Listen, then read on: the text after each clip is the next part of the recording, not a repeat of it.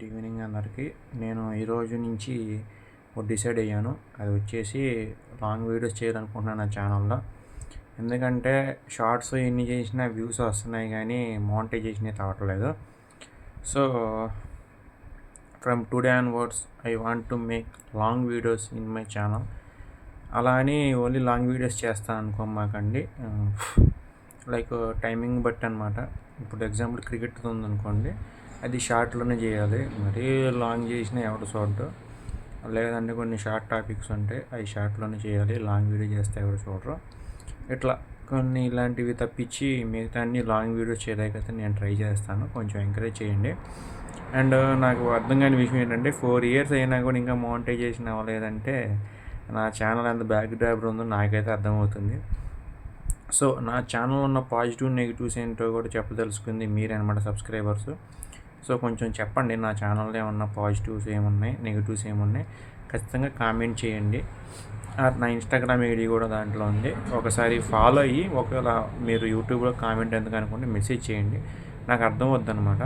నా YouTube ID దాంట్లో ఇచ్చాను కదా, మళ్ళీ చెప్తున్నాను చూడండి.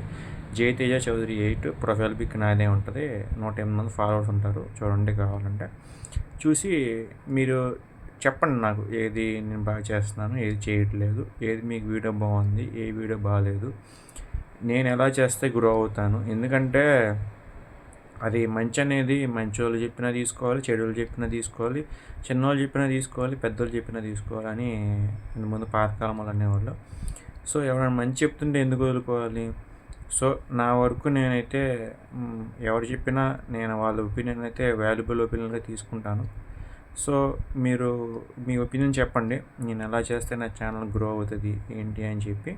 నేను కూడా నా ఛానల్ కొంచెం గ్రో అవ్వడానికి అయితే ట్రై చేస్తున్నాను. చెప్పాను కదా, ఓన్లీ ఒంటరి పక్షిలాగా ఒంటరి అయిపోయాను. మనకి బ్యాక్ సపోర్ట్ లేదు.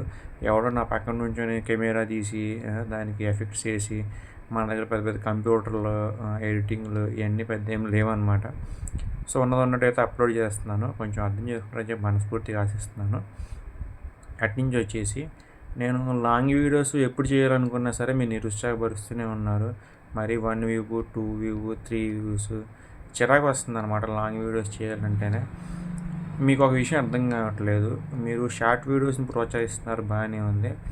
లాంగ్ వీడియోస్ని ప్రోత్సహించుకోవడం వల్ల మీకు వచ్చే నష్టం ఏంటంటే, నా ఒక్కడి గురించి అని కాదు, మిగతా గురించి కూడా, అది షార్ట్స్ ఓన్లీ టెంపరీ అనమాట. అవి ఇప్పుడు యూట్యూబ్ కూడా ఈరోజు బాగుందంటే షార్ట్స్కి ఎక్కువ వ్యూస్ ఇస్తాడు, లేదంటే తీసి పక్కన పెడతాడు.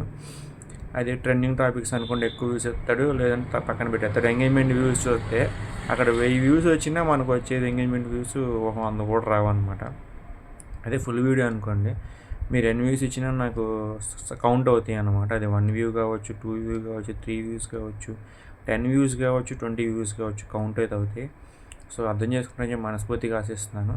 నేను ఇప్పుడు మిమ్మల్ని చాలాసార్లు అడిగాను మీ సపోర్ట్ నాకు కావాలని చెప్పి, కానీ జనాలు మరి నాకైతే సపోర్ట్ ఎందుకు ఇవ్వట్లేదు అర్థం కావట్లేదు. చాలా వరకు చాలా వెనకాల పెట్టిన ఛానల్స్ కూడా మానిటైజేషన్ అయినాయి. అందులో పోయిన ఏమైనా పనికొచ్చే వీడియోస్ ఉన్నాయా అంటే కొన్ని స్క్రాప్ బ్యాచ్ వీడియోస్కి ఎక్కువ మానిటైజేషన్ అయినాయి. నిన్న అయితే ఒక ఛానల్ చూశాను, ఆ ఛానల్ మళ్ళీ చెప్పి ప్రమోషన్ చేయడం ఎందుకని, ఆ ఛానల్ మొత్తం ఏతో చేశాడు, మినిట్స్ వీడియో పెడుతున్నాడు.